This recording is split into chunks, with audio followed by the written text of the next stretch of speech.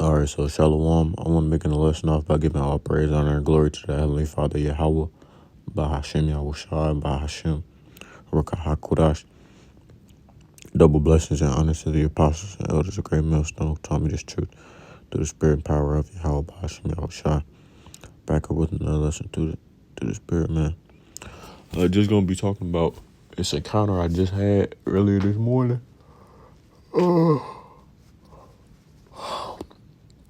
With my cousin. Just trying to come at y'all with something early. Since I'm going to be hitting the road today. I'm going out of town. So, but it's like, I told the brother, I said to myself, I need to make a lesson before I get to going where I'm going. Because there ain't no telling if I'm going to have time to make one when I get there. Because I'm going to be seeing a lot of my folks and stuff like that. And, you know, nothing is guaranteed. Especially when it comes to niggas. So, but I said, man, it's like the Lord literally dropped a lesson in my lap this morning. So, Tawadi how about Shimi all shot for that. But, yeah, man, I'm going to go ahead and get through these scriptures, man. And Lord willing, this be an edifying lesson to those out there listening and watching. Because this is pretty basic, low-level shit. To the point where I could pull these things out through the spirit, I believe. Like, this is like I'm saying, basic knowledge, right? Not nothing too hard, too complicated, okay? So the basis of, so I'm going to go ahead and get into this and Lord willing at the time, like I said. So the basis of him texting me was because I posted something on my Instagram with my sisters because one of them just graduated. And he basically was saying, he's like, y'all look just alike. Because she a little bit younger than me. But we do look alike. Everybody call us twins. He said, he's like, it ain't no denying that y'all look just like y'all dad. I said, yeah. And he was like,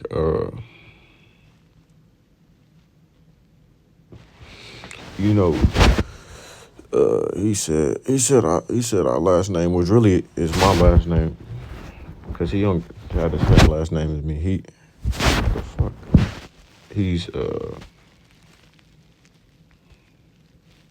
I'm some kin to him on his mama's side, so he don't got our last name, my last name. But he said, you know, the so and so's. He talking about our granddads, cause our granddads was brothers, so that's how we related. Our granddads is brothers, so his granddad is my great uncle, and vice versa. He said the granddads, they wasn't shit. They was having kids and all this other shit. And so basically, that's what that message was above that. I didn't want to put that in there because it said my last name, but even then, Esau Edom, it don't matter because they ass already know all this information. But I'm going to go ahead and get this. He said they all cheated on their wives and had at least one outside baby. So because he said this, I thought this nigga was trying to talk shit on my family name. So I was like, you mean they was players? So he said, players don't get other women pregnant while married. That's not a part of the game. My grandpa, your grandpa, and at least two more of the brothers all had a baby on their wives, but our grandmas didn't leave them. And he said, so when my granddad bring up cheating, he can't talk because he committed adultery. I said, that's why I said, responding to the first message, I said, sex is marriage according to the Bible. So any woman you lay with is your wife, technically. I said, you thinking like a ring and shit. Because that's how Esau Edom have it right now. Right? You're not married to somebody unless you put a ring on their finger. That's not what the scriptures say. What's that? Exodus 22:16. Yeah.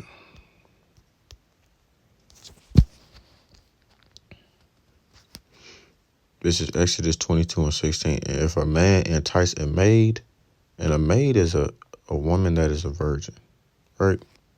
or even could be a young woman. Strong's H 1330. Bethulah. Bethulah. So a virgin, that means she hasn't been touched by any man.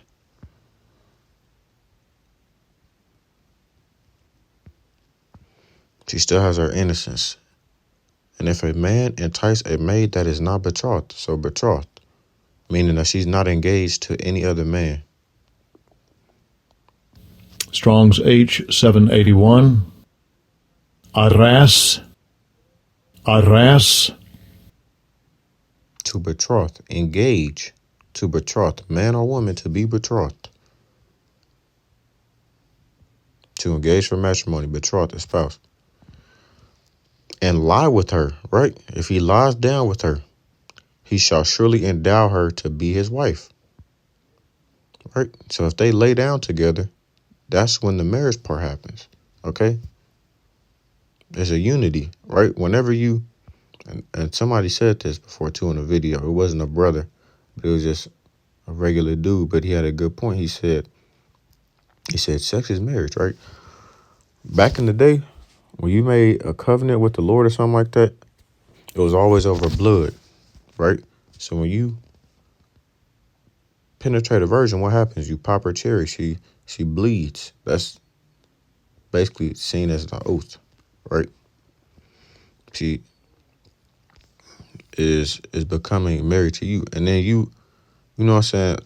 You can have a wedding and whatnot, which really the weddings weren't like how they are today. It's like basically a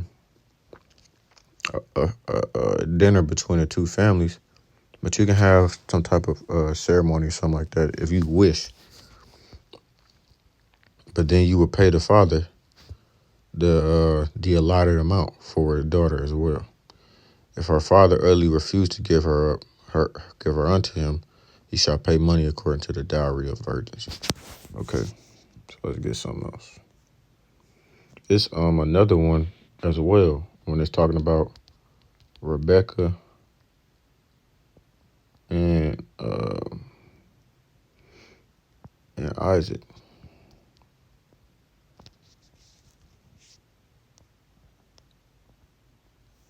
So this is Genesis 24. We can start at verse 62. It says, Isaac marries Rebecca. And Isaac, this is Genesis 24 and 62. And Isaac came from the way of the well Lahaori, for he dwelt in the south country. And Isaac went out to meditate in the field at the eventide.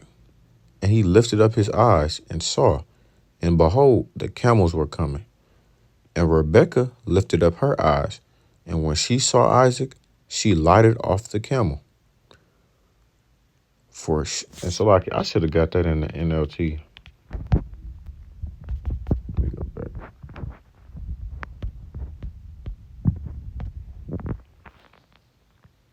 Because you gotta make it plain upon tables. I might fuck around and send this lesson to this nigga, but hey, Jake, you'll see later on. Jake they don't.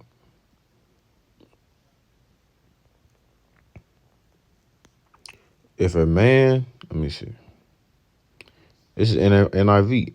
All right, we can get NLT first. I don't give a fuck.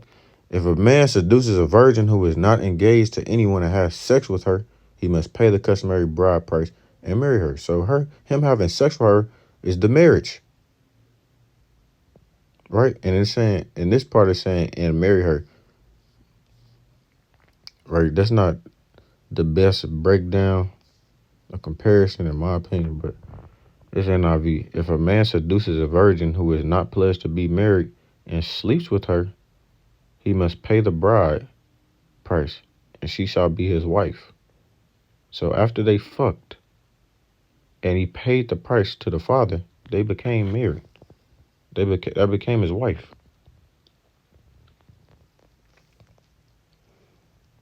Now, let me go back. Probably that. So lock it for that, because I forgot. Genesis 24, 62. 67, so lock it. Yeah, 62, like I said.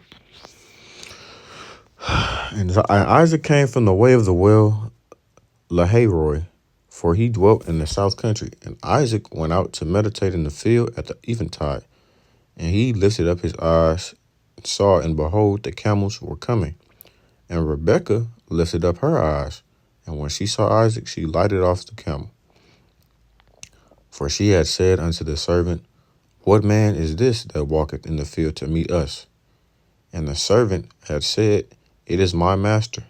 Therefore she took a veil and covered herself. Now remember, Isaac was probably around 40-something, and Rebekah was young. She might have been in her teens.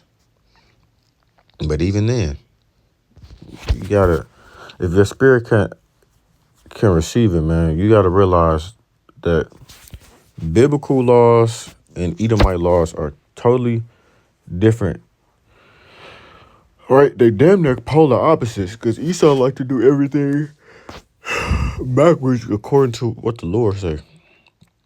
So technically, you become a man when you hit puberty. So around 13, 14, or whenever you do hit puberty. And the same goes for a woman. When she's able to produce eggs and whatnot, right? Around the same time we're able to produce sperm and whatnot and bring forth children, that's when you really become a man and a woman. Okay? Because you're able to procreate. So let me read this again. For she had said unto the servant, What man is this that walketh in the field to meet us? And the servant had said, It is my master. Therefore she took a veil and covered herself. And the servant told Isaac all things that he had done. And Isaac brought her into his mother Sarah's tent and took Rebekah. And she became his wife.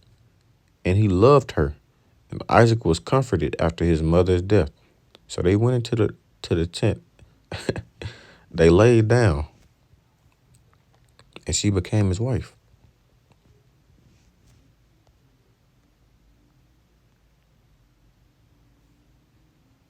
You think he got on one knee and presented a ring to her, and they got married right there. Then it became her wife. Right? That's how it went down.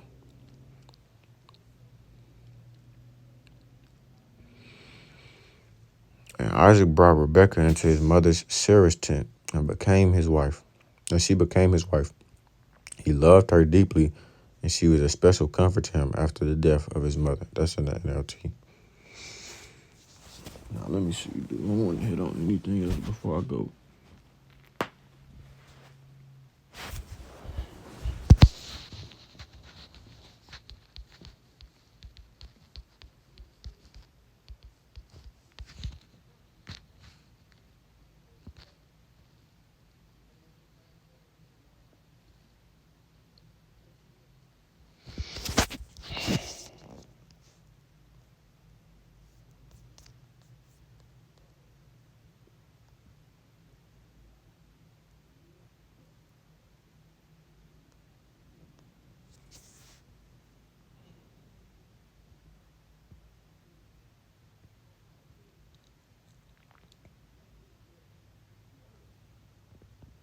All right, this is Deuteronomy 22 and 28. And this is going into like grape and whatnot. But it still also goes into sex as marriage. If a man, this is Deuteronomy 22 and 28. If a man find a damsel, and a damsel is a young woman, that is a virgin, which is not betrothed, like we said, that word betrothed means engaged, and lay hold on her and lie with her, and they be found, then the man that lay with her shall give unto the damsel's father 50 shekels of silver, and she shall be his wife. Because he hath humbled her, he may not put her away all his days. A man shall not take his father's wife, nor discover his father's skirt. So let me split that. Suppose a man has intercourse with a young woman who is a virgin, but is not engaged to be married. If they are discovered, he must pay her father 50 pieces of silver. Then he must marry the young woman because he violated her, and he may never divorce her as long as he lives. Like I said, these laws right here are going into great, but it still hits on sexist marriage. A man must not marry his father's former wife, for this would violate his father. Let me get this in the NIV and I'm going on back to the. If a man happens to meet a virgin who is not pledged to be married and rapes her and they are discovered, like I said, if he lays down with her, he took her, he shall pay her father 50 shekels of silver. He must marry the young woman, for he has violated her. He can never divorce her as long as he lives. All right. Now, going back.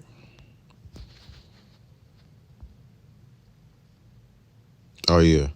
So let me see what he said when I.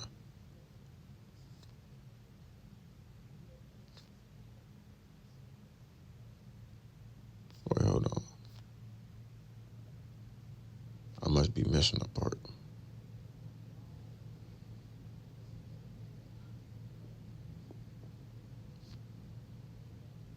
Oh yeah.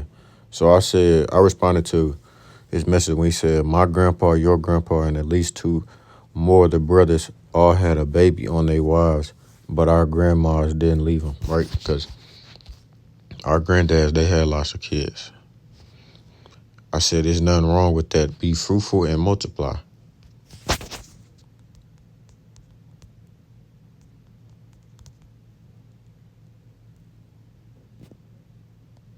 It's one of the first things the Lord told us to do. Genesis 1:22, and the Most High and God blessed them, saying, be fruitful and multiply, and fill the waters and the seas, and let the fowl multiply in the air, in the earth. So we're supposed to spread our seed. Nigga, we're the sand of the sea. It's a lot of us. The Lord has described us as a sand of the sea.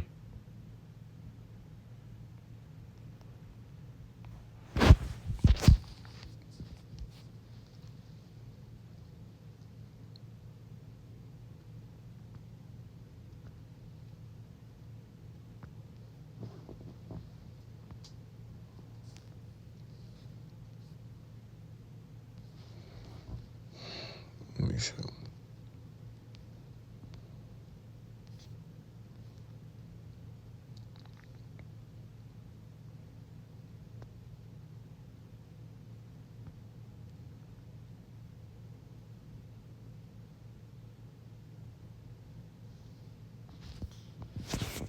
Yeah, I'm not gonna go too deep into that.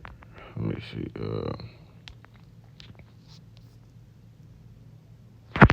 Okay.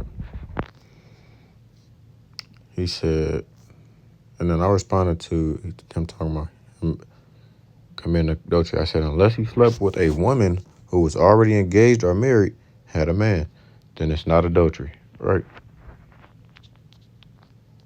Because a lot of people don't understand this, man. Men and women adultery laws are different. They are different.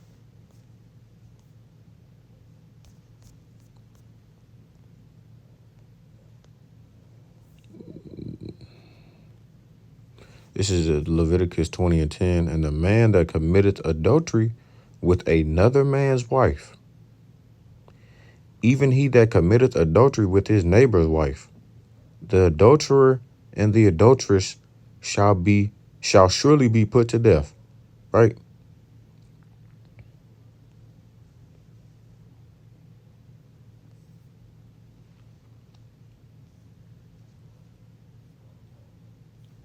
So this is what it's saying. If a man commits adultery with his neighbor's wife, both the man and the woman who have committed adultery must be put to death.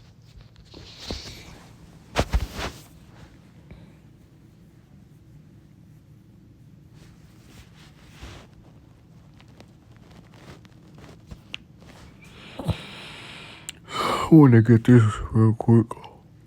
Adultery, to commit adultery. Usually a man, always with wife of another.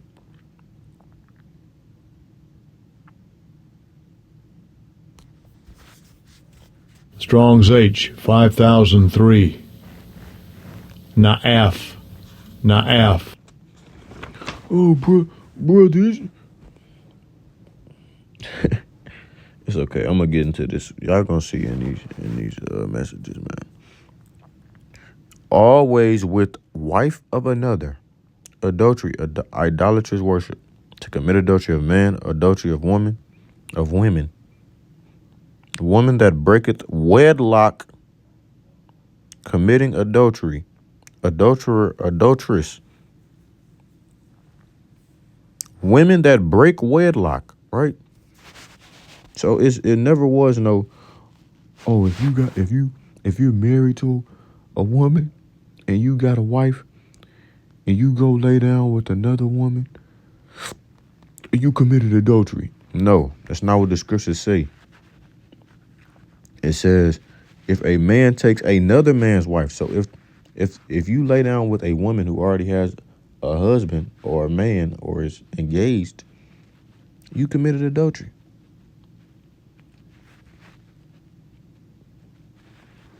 And then for the women, it go like this. If they're single, the women only supposed to be with one man in their life. That's really how it's supposed to go. Right? So if a woman is single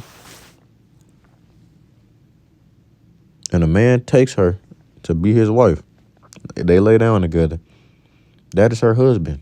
She can't go lay with nobody else. She can't go and be engaged to another man. That's not how it works. Right? The way that the woman commits adultery is if she has a man already and she goes and sleeps with another man. Right?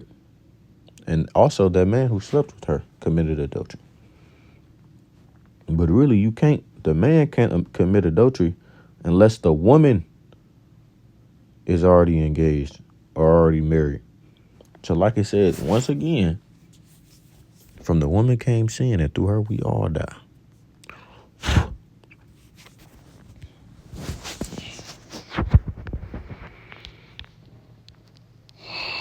And the adultery, man, is adultery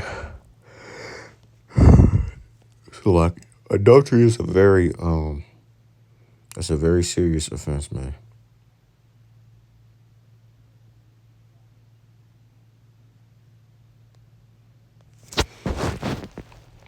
This is Deuteronomy 22 and 22. And if a man be found lying with a woman married to an husband, then they shall both of them die. Both the man that lay with the woman and the woman, so shalt thou put away evil from Israel. If a damsel, remember that's a young woman, a young lady, that is a virgin, be betrothed, meaning engaged, unto a husband, and a man find her in the city and lie with her. See, this is going into grape once again. Then, I'm going to just finish on verse 24. Then ye shall bring them both out unto the gate of that city, and ye shall stone them with stones that they die, right? Like I said, adultery was an offense. It was capital punishment. You got capital punishment for that, just like whoredom. But remember, burn that bitch. The damsel, because she cried not, being in the city. And the man, because he hath humbled his neighbor's wife. So thou shalt put away evil from among you. But you see, in Esau Edom's world, and not just talking about grape, I'm talking about adultery. That shit is praised now. I just seen a video of a dude who walked in on his woman laying in the bed with another man, and the bitch acting all cool and shit. Like it says in the scriptures, man.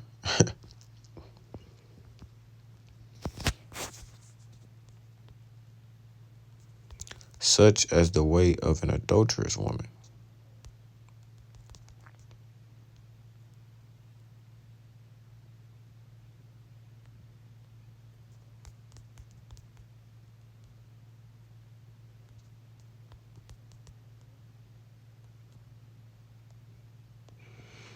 Such is the way, this is Proverbs 13:20. Such is the way of an adulterous woman.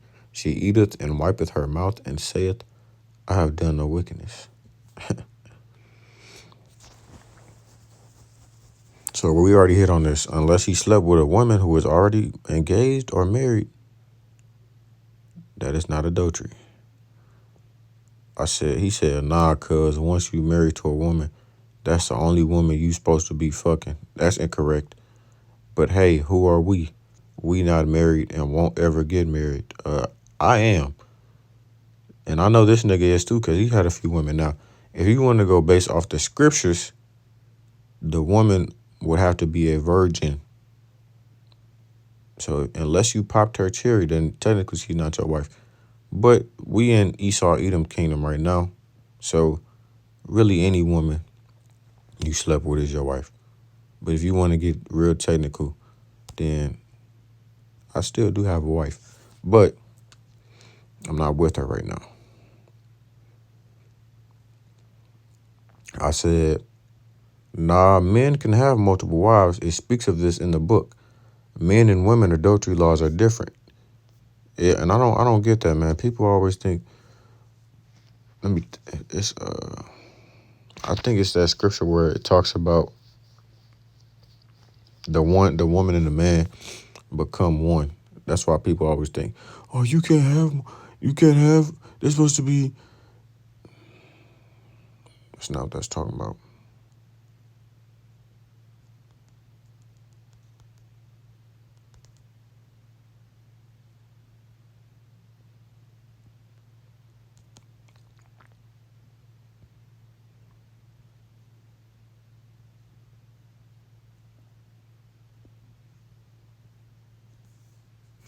Yeah, he's talking about when they become one flesh. And Adam said, this is Genesis 2:23. And Adam said, this is now bone of my bone and flesh of my flesh. She shall be called woman because she was taken out of a man. Therefore shall a man leave his father and his mother and shall cleave unto his wife, and they shall be one flesh. Right? So they think, oh, once you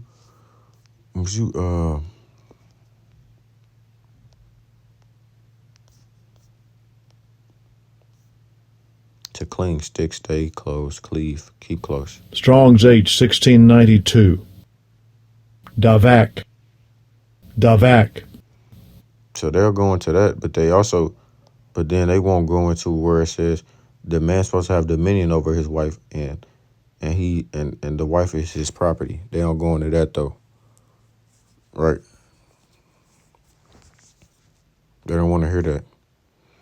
This explains why a man leaves his father and mother and is joined to his wife, and the two are united into one. Yeah. So if we just go into King Solomon, he had 700, 300. He had 700 wives and 300 concubines.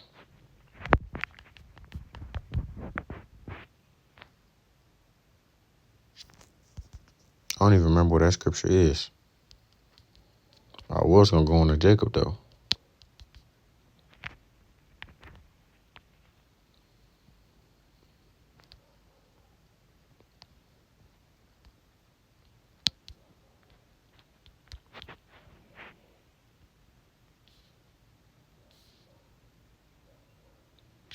First Kings 11:3.